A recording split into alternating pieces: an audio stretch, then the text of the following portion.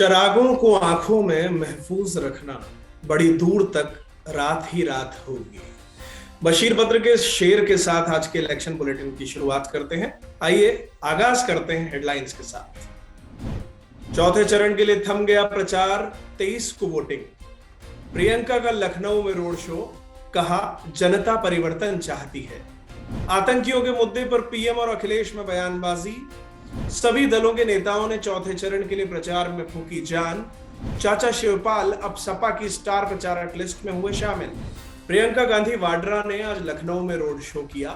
लखनऊ की सभी 9 विधानसभा सीटों को कवर करने के लिए 171 किलोमीटर का रोड शो प्लान किया गया था। प्रियंका ने कहा कि जनता परिवर्तन चाह रही है। उत्तर प्रदेश विधानसभा चुनावों में अहमदाबाद बम ब्लास्ट केस भी मुद्दा बन चुका है। वहां आतंकवादियों द्वारा धमाकों में साइकिल के इस्तेमाल को लेकर प्रधानमंत्री नरेंद्र मोदी की ओर से किए गए तंज पर समाजवादी पार्टी अध्यक्ष अखिलेश यादव ने पलटवार किया है, ये कहते हुए कि साइकिल आम जन का विमान और ग्रामीण भारत का अभिमान है। साइकिल का अपमान पूरे देश का अपमान है। यहां समाजवादी पार्टी का जो चुनाव सिंबल है ना, उनका चुनाव का निशान है ना, तो शुरू में जो बम धमाके हुए वो सारे के सारे बम धमाके उन्होंने बम साइकिल पे रखे हुए थे। अब देखिए, साइकिल पे बम रखे हुए थे और जहां लोग सब्जी वगैरह खरीदने के लिए आते हैं वहीं साइकिल पार्क करके चले गए थे और एक समय चारों तरफ ये साइकिलों पर रखे हुए बम धमाके फूटे।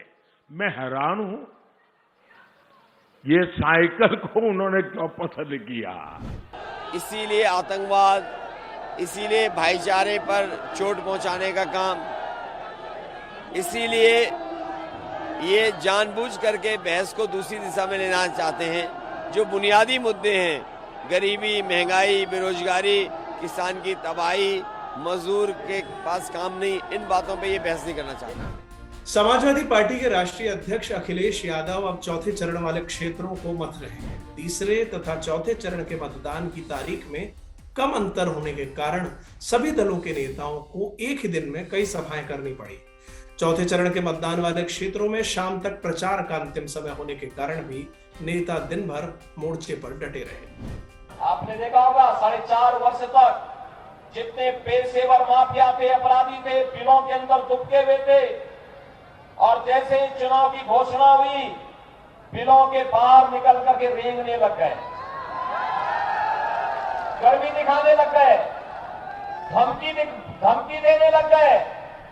तो मैंने भी कहा था, मैंने कहा चिंता मत करो, 10 मार्च को आने दीजिए सरकार, सारी गर्मी शांत होगी। उत्तर प्रदेश के विधानसभा चुनाव में पहली बार उतर रही आम आदमी पार्टी के प्रत्याशियों के प्रचार के मोर्चे पर पार्टी के संयोजक और दिल्ली के मुख्यमंत्री अरविंद केजरीवाल भी डट गए हैं। केजरीवाल उत्तर प्रदेश के 4 दिन के दौरे पर सोमवार को लखनऊ पहुंचे और जनसंपर्क किया। पूरे यूपी में एक भी स्कूल नहीं बनाया। अच्छा, कोई कॉलेज बनाया हो? पूरे यूपी में कोई कॉलेज नहीं बनाया, कोई यूनिवर्सिटी।